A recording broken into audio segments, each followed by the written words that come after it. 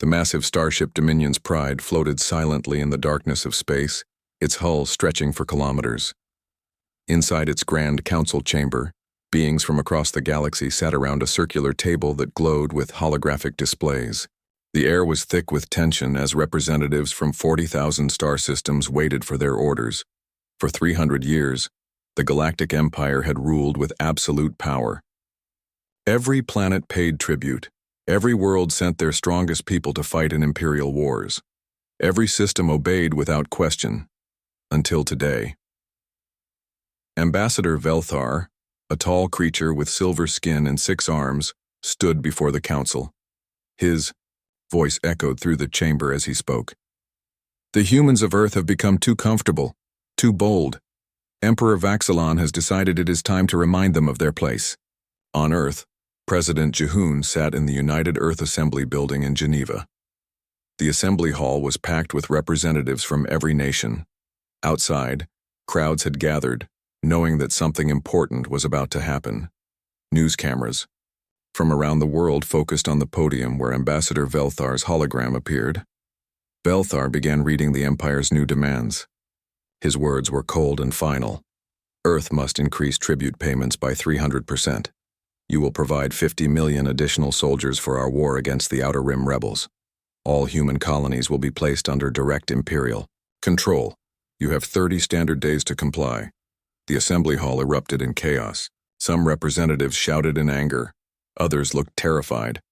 A few whispered about surrender. President Jihoon sat perfectly still, his face showing no emotion as he listened to every word. If Earth refuses these terms, Velthar continued, the Empire will demonstrate what happens to disobedient worlds. Your planet will be reduced to ash and your species will serve as an example for others who might consider rebellion. When the hologram disappeared, the assembly hall fell silent. Everyone looked at President Jihoon. He was a former military strategist who had led Earth's defense forces for 20 years before becoming president. His reputation was built on careful planning and impossible victories. Jihoon stood slowly and walked to the podium. The assembly will recess for 6 hours, he announced. We will reconvene to discuss our response. His voice was calm, but those who knew him well could hear the steel beneath his words. While politicians argued in the assembly hall, Jihoon took a private elevator down to the deepest levels beneath Geneva. The elevator descended for several minutes before stopping at a heavily guarded checkpoint. Soldiers saluted as he passed through multiple security doors, each one scanning his DNA and brainwaves. The final door opened to reveal a massive underground facility that stretched as far as the eye could see. Hundreds of scientists and engineers worked at computer stations, monitoring displays that showed ship designs and weapon specifications unlike anything the public had ever seen. General Taehyun approached, his uniform bearing no rank insignia that outsiders would recognize. He was the head of the Prometheus Project, Earth's most classified program. Mr. President, we monitored the Empire's transmission. Are you ready to show them what we've been building? Dr. Minji joined them, her hands still covered in strange, blue residue from her latest experiments. She was Earth's leading expert on alien technology, having spent decades studying captured Imperial devices. The quantum tunnel network is fully operational, she reported. We can power the planetary shields and coordinate defense systems across the entire solar system. Jihoon looked at the massive displays showing Earth's secret defenses. Hidden, weapon platforms floated in asteroid fields. Cloaked space stations orbited every planet. Most importantly, a network of quantum tunnels connected everything, allowing instant communication and power transfer across impossible distances. How long have we been preparing for this moment? Jihoon asked. 52 years, General Taehyun replied. Ever since the Empire first arrived and we realized they would never see us as equals. Every captured Imperial ship, every piece of alien technology, every tactical analysis has led to this point. Dr. Minji activated a holographic display showing the quantum tunnel network. The Empire thinks they understand physics, but they've never encountered anything like this. These tunnels don't just move energy and information instantly. They can redirect incoming attacks, making their own weapons useless against us. Above ground, the assembly continued debating. Some representatives demanded immediate surrender to save Earth from destruction. Others called for resistance despite the impossible odds. None of them knew about the secret preparations happening beneath their feet. Ji-hoon studied the defensive plans one final time. He knew that once Earth refused the Empire's demands, there would be no going back. The Empire had never faced a world that could truly defend itself. They were about to learn that humans were far more dangerous than they had ever imagined. Send a message to all our hidden installations, Ji-hoon ordered. Operation Doorway begins in 24 hours. And prepare a special broadcast for the entire galaxy. It's time to let everyone know that Earth will no longer bow to tyrants. As he returned to the surface, Ji-hoon carried with him the weight of humanity's future and the secret knowledge that Earth was about to change the galaxy forever. President Ji-hoon stood in the broadcast studio deep beneath Geneva, surrounded by the most advanced communication equipment humanity had ever built. The room hummed with energy as technicians made final adjustments to transmitters that would hijack every Imperial communication network across the galaxy. Are we connected to all systems? Ji-hoon asked. Dr. Minji nodded from her control station. The quantum tunnel network is feeding our signal into 40,000 star systems simultaneously. Every planet, every space station, every Imperial ship will receive this message. General Taehyun checked his watch. The Empire expects our surrender in 6 hours. Instead, they're about to get something they've never heard before. Ji-hoon straightened his jacket and looked directly into the camera. The red recording light flickered on and his image began broadcasting to every corner of the galaxy. Citizens of the galaxy, Ji-hoon began, his voice steady and clear. I am President Ji-hoon of Earth. For 3 centuries, the Galactic Empire has ruled through fear and violence. Today that changes. On the Imperial flagship Dominion's Pride, alarms began blaring as the hijacked transmission overrode all their communication systems. Officers rushed to shut down the broadcast, but the signal was coming from everywhere at once. Earth hereby withdraws from the Galactic Empire, effective immediately. Ji-hoon continued. We reject their demands for tribute, soldiers, and surrender. Furthermore, we are establishing a complete quarantine around our solar system. Emperor Vaxilon burst into the communication center, his ancient face twisted with rage. He was over 1,000 years old and no single planet had ever dared challenge his authority. How are they broadcasting this? Cut the transmission. We cannot, Your Majesty, the chief communications officer stammered. The signal is bypassing all our security systems. On mining colony Kepler 442b, enslaved Thraxians stopped their work in the dark tunnels to listen. They had never heard anyone speak to the Empire with such boldness. Guard robots tried to shut down the speakers, but the message continued from hidden transmitters the workers had built in secret. Any Imperial vessel attempting to enter our solar system will be turned away. Ji-hoon's voice echoed through the mines. Any vessel attempting to force entry will be destroyed without warning. The Thraxian workers looked at each other with something they had not felt in generations. Hope. On the industrial world of New Centauri, human factory workers crowded around hidden screens in maintenance tunnels. They had been indentured servants for decades, building weapons for the Empire's endless wars. Now they watched one of their own, challenging the most powerful force in the galaxy. We call upon all free peoples to reclaim their worlds, Ji-hoon continued. The Empire's strength comes from your fear. When you stop being afraid, they become powerless. Imperial security forces stormed through the factories, trying to find the illegal broadcasts, but the workers had hidden the equipment too well. Back on Earth, massive defense platforms began emerging from their hiding places throughout the solar system. Asteroid mining stations revealed themselves to be heavily armed fortresses. Seemingly empty space stations decloaked around Jupiter and Saturn, bristling with weapons the Empire had never seen before. Emperor Vaxilon watched the broadcast with growing fury. Prepare the Third Imperial Fleet immediately. 500 warships, including the planet-killer dreadnoughts. I want Earth reduced to glowing ash within the week. Your Majesty, Admiral Wanshik said carefully, perhaps we should investigate how they hijacked our communications before we attack. This technology is unknown to us. I do not care about their technology, Vaxilon roared. I care about making an example that will terrify every world in this galaxy. No one defies the Empire and lives. On Earth, Dr. Minji monitored energy readings from the quantum tunnel network. The system was performing beyond all expectations, drawing power from sources the Empire could never detect or understand. The planetary shield generators are online, she reported to Ji-hoon. We can protect Earth from direct orbital bombardment, but only for a limited time. General Taehyun studied tactical displays showing Imperial fleet movements. They're mobilizing the Third Fleet. Admiral Wanshik is a competent commander, but he's never faced anything like our defenses. As news of Earth's declaration spread, rebellions began breaking out across the galaxy. On agricultural world Vegan Prime, farmers refused to send food shipments to Imperial bases. On the manufacturing systems of the Titan sector, workers sabotaged weapons production lines. The Empire's response was swift and brutal. Orbital bombardments destroyed rebel cities. Mass arrests swept through suspected rebel worlds. But for every rebellion they crushed, 2 more began. President Ji-hoon finished his broadcast with words that would be remembered for generations.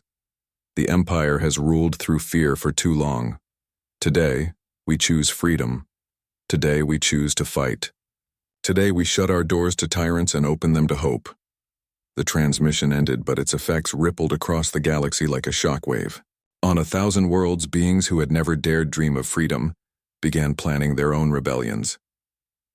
Emperor Vaxilon sat alone in his throne room, staring at star maps that suddenly seemed less secure than they had that morning.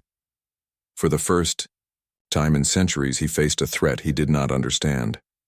The Third Imperial Fleet began its journey toward Earth, carrying enough firepower to crack planets. But they were sailing toward a trap 50 years in the making, and a species that had just declared war on the entire galaxy.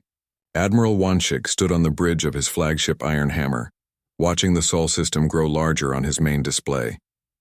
Behind him stretched the Third Imperial Fleet, 500 warships that had never faced defeat. Planet-killer dreadnoughts floated alongside heavy cruisers and fighter carriers, enough firepower to destroy entire star systems.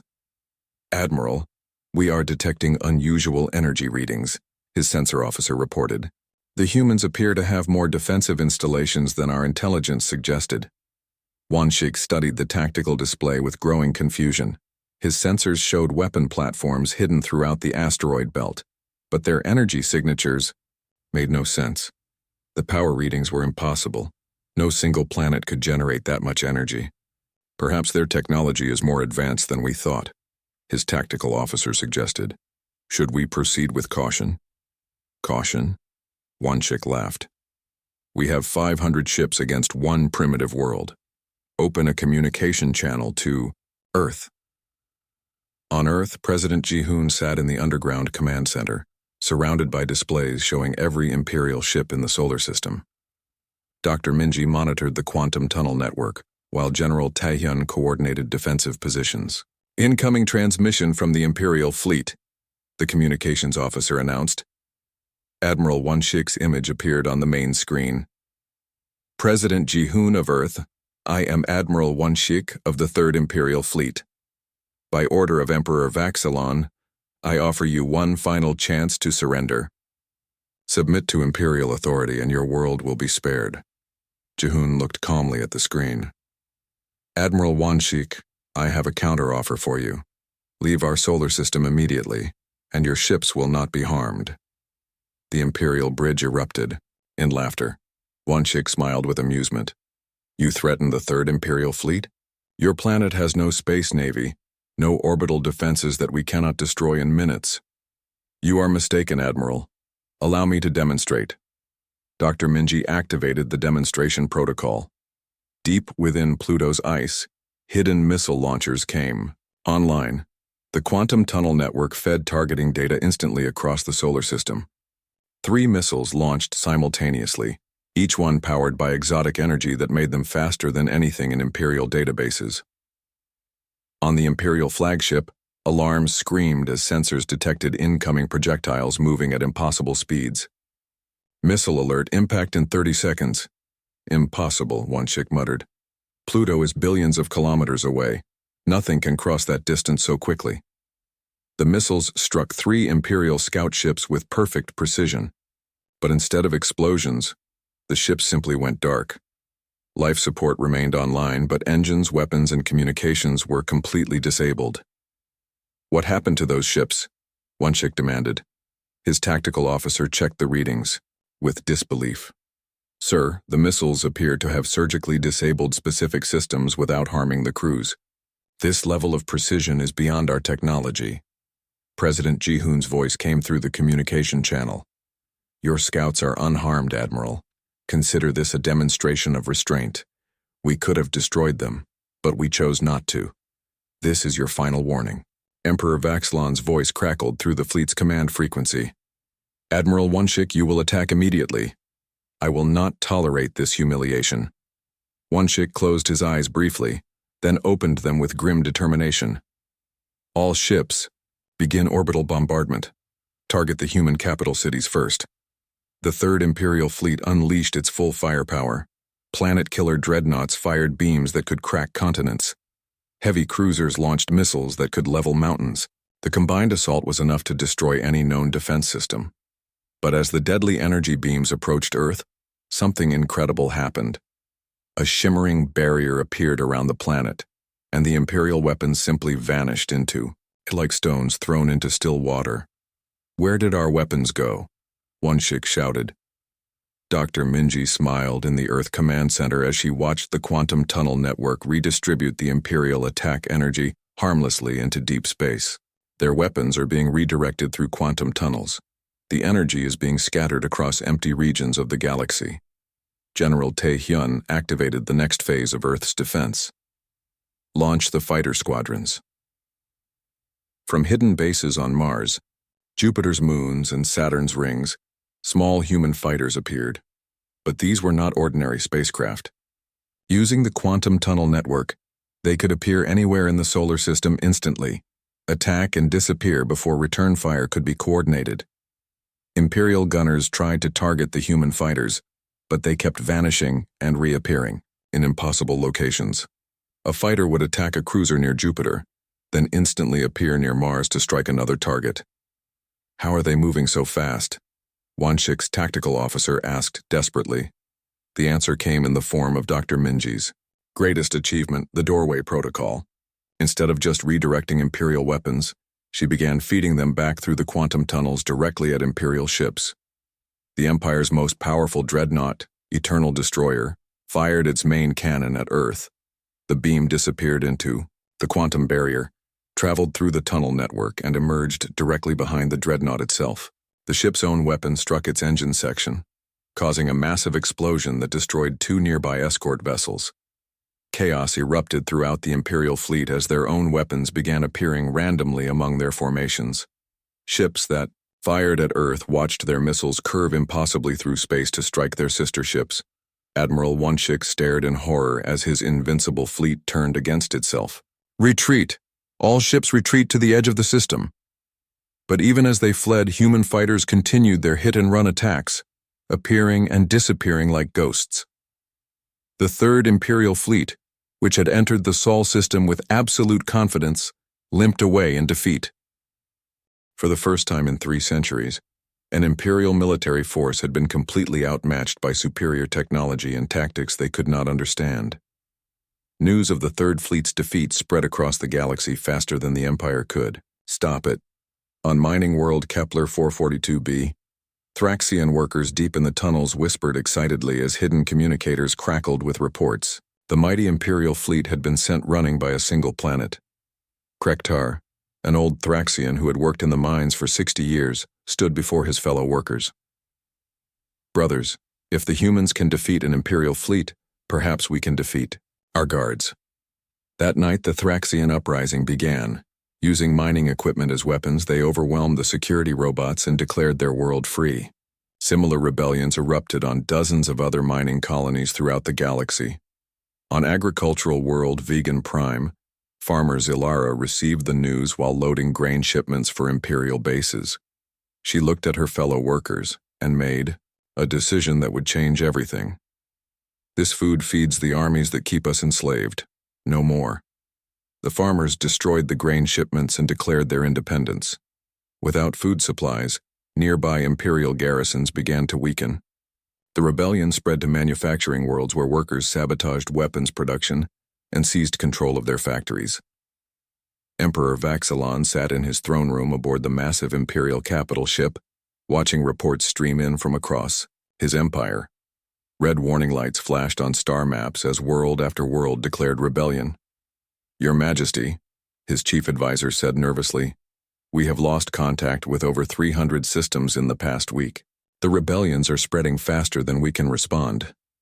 Vaxilon's ancient face twisted with rage. In his 1,000-year reign, he had never faced a crisis like this. "How many ships do we have available?" "The Grand Armada can be assembled within 1 month. Nearly 10,000 vessels, including our flagship Eternal Dominion. Enough firepower to destroy entire star systems. Then we will make an example that will end these rebellions forever," Vaxilon declared.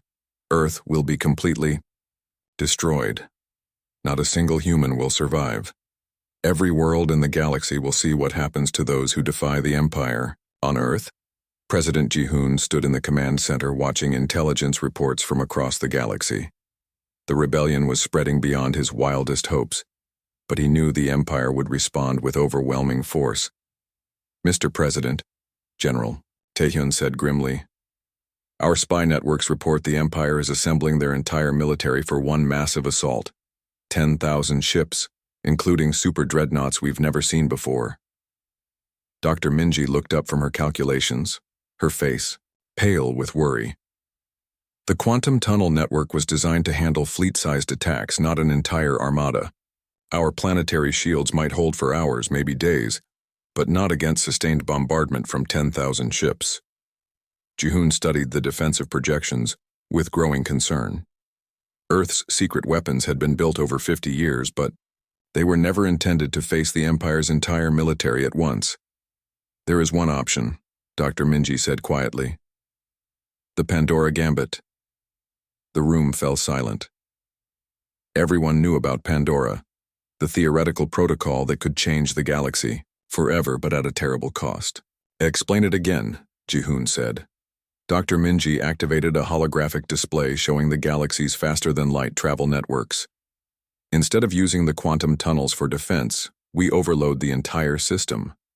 The cascade effect would disrupt all FTL travel and communication throughout the galaxy for approximately 10 years. General Taehyun understood the implications immediately. The Grand Armada would be trapped in our solar system. Their ships couldn't escape, and they couldn't receive reinforcements or supplies. But neither could we," Dr. Minji continued. "Earth would be completely isolated. No communication with our allies, no trade, no outside help of any kind. And the rebellious worlds would be cut off from each other, unable to coordinate their resistance." "How long would it take the Empire to rebuild their FTL networks?" Jihoon asked. "Without the quantum tunnel technology? Decades, possibly centuries. Their entire empire depends on faster-than-light travel. Without it, they cannot maintain control over 40,000 star systems." Jihoon walked to the window overlooking the hidden facility. Above ground, normal life continued as Earth citizens went about their daily routines, unaware that their planet was about to face the largest military assault in galactic history. "If we activate Pandora, what are our chances of survival?" "Unknown," Dr. Minji admitted. "The quantum cascade might create a protective barrier around our solar system, or it might destroy everything within 10 light years. We've never tested anything like this." General Taehyun pulled up tactical displays showing the approaching Grand Armada. "They'll arrive in 72 hours. If we're going to do this, we need to decide now." Jihoon thought about the rebellious worlds that had risen up because of Earth's example. Billions of beings were fighting for freedom because one planet had shown them it was possible. If Earth fell, their hope would die with it. "Begin preparations for the Pandora Gambit," he ordered. "But don't activate it until the last possible moment. Maybe we can find another way." As Earth's scientists prepared for the most dangerous experiment in human history, the Grand Armada continued its approach. Emperor Vaxlon was about to learn that some doors once closed could never be opened again. The galaxy was about to change forever, and nobody knew if anything would survive the transformation. The Grand Armada arrived at the edge of the Sol system like a swarm of metal locusts. 10,000 Imperial warships stretched across space, their hulls gleaming with weapons that could crack moons. At the center floated the Eternal Dominion, Emperor Vaxilon's personal flagship, larger than most space stations. President Jihoon stood in Earth's command center, watching the massive fleet take attack positions. Dr. Minji, is the Pandora Gambit ready? All quantum tunnel generators are charged to maximum capacity, she replied, her hands shaking slightly. Once I activate the cascade, there's no stopping it. Emperor Vaxilon opened communications from his flagship. His ancient face filled every screen on Earth. Humans of this pathetic world, you have caused enough trouble. Surrender now, and I will grant you quick deaths. Resist, and I will make your species suffer for 1,000 years. Jihoon looked directly into the camera. Emperor Vaxilon, you have ruled through fear for too long. Today, that ends. You face 10,000 ships, human. Your tricks worked against one fleet, but not against the combined might of the Empire. Begin the attack. The Grand Armada unleashed hell. Thousands of energy beams converged on Earth as planet-killer weapons fired simultaneously. The quantum shields flickered and sparked under the incredible assault. Shields failing, General Taehyun shouted. We have maybe 10 minutes before they collapse completely. Dr. Minji's finger hovered over the Pandora activation switch. Mr. President, if we're going to do this, it has to be now. Jihoon closed, his eyes for a moment thinking of all the rebellious worlds counting on Earth's survival. Do it! Dr. Minji pressed the switch. The effect was immediate and catastrophic. Every quantum tunnel in the network began overloading simultaneously. Energy cascaded through dimensions that humans barely understood, creating a chain reaction that spread faster than light itself. The Grand Armada suddenly found their faster-than-light engines failing. Communication with the Empire went dead. Navigation systems that depended on galactic positioning networks stopped working. Most terrifying of all, a strange energy storm began forming around the Sol system, trapping the entire fleet. What is happening? Emperor Vaxilon screamed at his scientists. Why can't we leave this cursed system? Your Majesty, something has disrupted all FTL travel. We're trapped in normal space. It would take us decades to reach the nearest Imperial base using conventional engines. The quantum cascade spread throughout the galaxy like invisible fire. On every Imperial base, communication arrays went silent. Faster-than-light travel became impossible. For the first time in centuries, the Empire's worlds were completely cut off from each other. On rebellious Kepler 442b, Thraxian leader Krektar received the last transmission before communications died. Brothers, we are on our own now. But so are the Imperial forces. Today we build our own future. Without reinforcements or supplies from other systems, local Imperial garrisons found themselves outnumbered by angry populations. One by one, rebellious worlds declared complete independence and began establishing their own governments. On Vegan Prime, Farmer Zilara organized the Free Agricultural Coalition. We will never again grow food for those who enslaved us. From now on, we grow for ourselves and our allies. Manufacturing worlds that had built Imperial weapons began producing tools for farming and construction instead. Mining colonies extracted resources for their own use rather than sending them to distant Imperial bases. Years passed. The quantum storm around Sol systems slowly began to weaken, allowing limited travel in and out. What emerged was a completely transformed galaxy. Emperor Vaxlon, trapped aboard his flagship in the gradually dissipating storm, watched his empire crumble through fragmentary reports from long-range probes. Worlds that had served the Empire for centuries now refused to acknowledge Imperial authority. Your Majesty, his advisor said carefully, perhaps it is time to negotiate with the humans. Never, Vaxlon raged. I am Emperor of the galaxy. Emperor of what? The advisor asked sadly. Half our worlds have declared independence, the others ignore our commands, there is no empire left to rule. On Earth, President Ji-hoon received the first diplomatic mission from the former Imperial core worlds.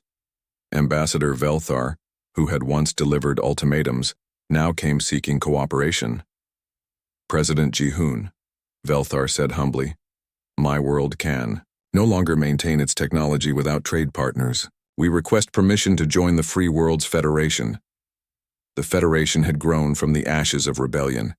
Independent worlds worked together by choice rather than force, sharing resources and knowledge freely. Earth served as the diplomatic center not because they conquered anyone, but because they had shown the galaxy that freedom was possible. 5 years after the Pandora Gambit, the quantum storm finally dissipated completely. The Grand Armada, its ships worn and depleted, found itself surrounded not by enemies but by representatives of the Free Worlds Federation, offering food, medical supplies, and safe passage home. Emperor Vaxilon, now an old man ruling nothing, was offered comfortable retirement on a peaceful agricultural world. Most of his former subjects had already joined the Federation and begun building new lives. In Earth's parks, children from dozens of species played together under blue skies. Thraxian youngsters learned to read alongside human students. Vegan farmers taught Earth children how to grow exotic crops. President Ji-hoon, now older and wiser, watched the children play and smiled. Earth had shut its doors to tyranny and opened them to hope. The galaxy would never be the same.